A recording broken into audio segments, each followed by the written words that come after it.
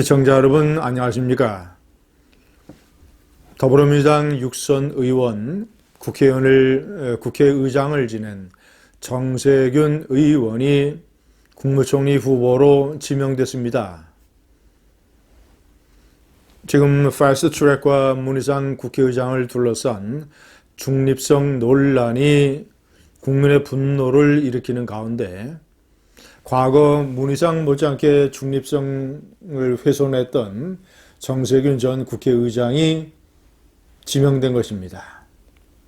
제가 그가 이 훼손한 중립성이 얼마나 많은 타격을 주었는지, 그리고 그의 개인적인 도덕성 일탈이 과연 국무총리의 자격에 맞는 것인지 점검을 한번 해드리겠습니다.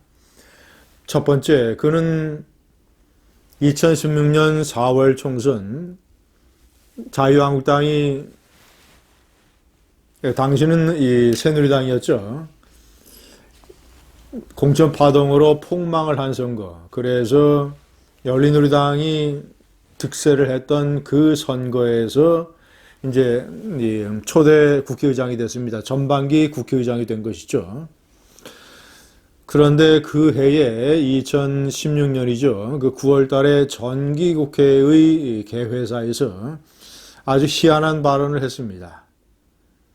국회의장이 지켜야 될 중립성을 내팽개치고 자신의 친정인 더불어민주당 정권에게, 더불어민주당 측에 유리한 여러 가지 현안에 관한 발언을 했던 것입니다.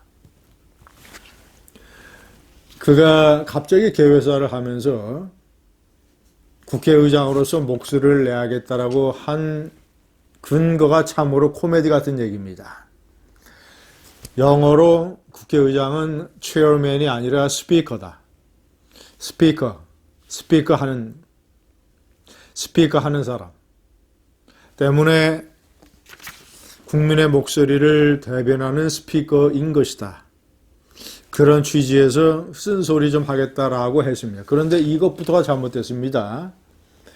그때의 스피커라고 하는 것은 무슨 여야 간의 쟁점이라든가 있던 무슨 이 국가사회의 정치, 경제, 사회의 현안이라든가 이런 많은 논란을 불러일으킬 수 있는 현안에 관해서 얘기하는 스피커가 아니라 국회의 의사진행에 관해서 스피크하는 사람이 스피커인 것입니다.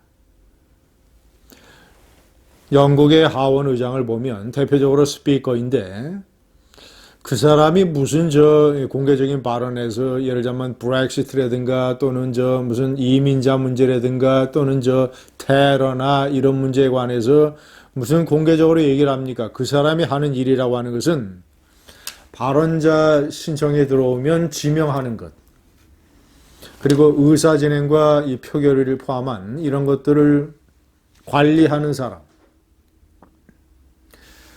그런데 엉뚱하게 그거를 현안에 관해서 얘기하는 사람으로 확대 잘못 해석을 해서 두 가지 문제에 관해서 얘기를 했습니다.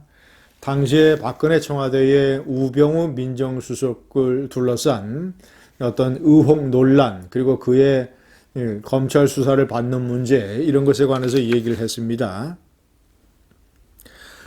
최근 우병우 민정수석과 관련한 논란은 국민 여러분께 참으로 부끄럽고 민망한 일입니다.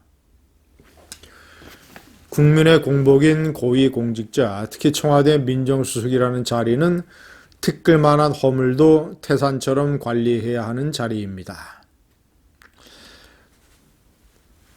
청와대 민정수석은 실질적으로 검찰에 대한 영향력을 크게 행사하는 자리입니다.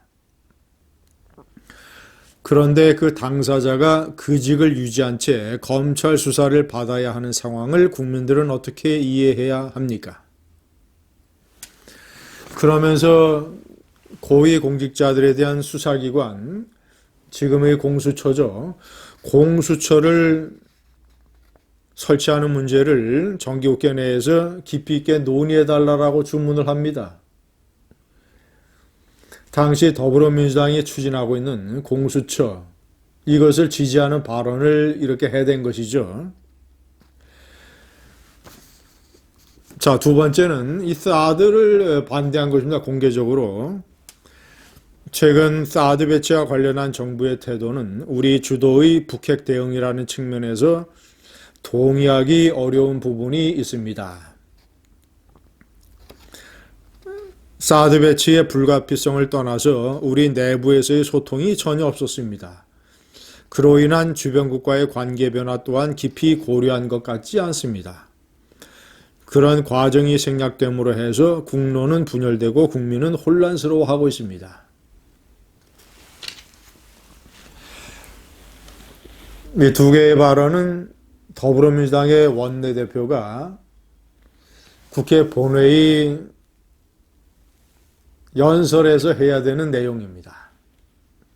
국회의장이 당적을 갖지 못하도록 한 이유는 바로 이런 중립성을 훼손하기 때문에 국회의장은 입법부의 수장으로서 어떤 행정부를 감시하는 입법부가 운영을 해 나가는 하나의 교통정리자, 축구로 따르면 축구 심판, 누가 룰을 어겼을 때 호각을 불어서 이것을 고치고 룰이 지켜지도록 만드는 것. 심판이 한쪽 팀의 편을 들어서 선수를 언제 교체하라고 감독에게 얘기하거나 아니면 이 전략은 잘못됐으니까 이러이러한 전술을 쓰라고 훈수를 들거나 그런 꼴 아니겠습니까? 문희상 뺨치는 중립성 훼손자였던 정세균. 자, 두 번째 잘못은 열린우리당 대표 시절에, 그러니까 이명박 대통령 정권 초기입니다. 아주 과격한 한미 FTA 저지 반대 투쟁을 벌였습니다. 정세균 전 의장은 노무현 정권 때 자원부 장관을 지낸 사람입니다. 산자부 장관을 지낸 사람이 한미 FTA 저지 투쟁을 앞장섰습니다. 본회의장을 점거하고. 세 번째, 개인적인 도덕성 이탈도 대단히 심각한 문제입니다. 저런 정기국회 개회사 파동이 일어날 무렵에 그가 국회의장 공간에는 부인용으로 관용차가 배정이 돼 있었습니다. 그런데 그 관용차가 제너시스는 최고급 승용차죠. 기종에 따라서 어떤 차는 1억 원이 넘습니다. 이 관용차의 이 현대백화점의 이 세 단계의 VIP 카드 중에서 가장 높은 이 초 VIP 카드, 자스민 클럽 카드. 이 카드 스티커를 떡하니 관용차에 붙이고 현대백화점에 쇼핑 나들이를 다녔습니다. 이 자스민 클럽 회원은 1년에 대략 3,500만 원 이상을 구매를 해야 그 클럽 VIP 카드를 받을 수 있습니다. 이 회원이 되면 발레 파킹을 해주고 1층에 가장 좋은 데에 파킹해주고 클럽 라운지를 전용으로 사용을 하고 이런 회원들을 위한 특별 이벤트 행사가 열리고 이런 것이지요. 정세균 의원은 4번은 전북의 무주진앙 이 지역구에서 당선이 됐고 최근에 2번은 서울 종로에서 당선이 됐습니다. 서울 종로에서 선거운동을 할 때 이 서민층이 사는 지역을 돌아다니면서 얼마나 많은 서민 코스프레를 했겠습니까? 그런데 떡하니 그 부인은 국민 세금으로 지급이 되는 엄청나게 비싼 관용차에 떡하니 현대백화점 최고급 VIP 카드 스티커를 붙이고 쇼핑 나들이에 다녔습니다. 자, 마지막 네 번째는 국회의장을 지낸 사람들은 대개 이 관례상 국회의장을 마지막으로 정계를 은퇴를 합니다. 그런데 정세균 전 의장은 최근까지도 다음 총선 때 종로에서 출마를 하겠다라고 해서 이 표밭가리를 열심히 하고 있었습니다. 그런데 한 걸음 더 나가서 국무총리, 국회의장을 지낸 사람, 3부 요인 행정부의 수장 대통령을 상대하는 입법부의 수장으로서의 국회의장을 지낸 사람이 대통령의 부하인 국무총리로 들어갑니다.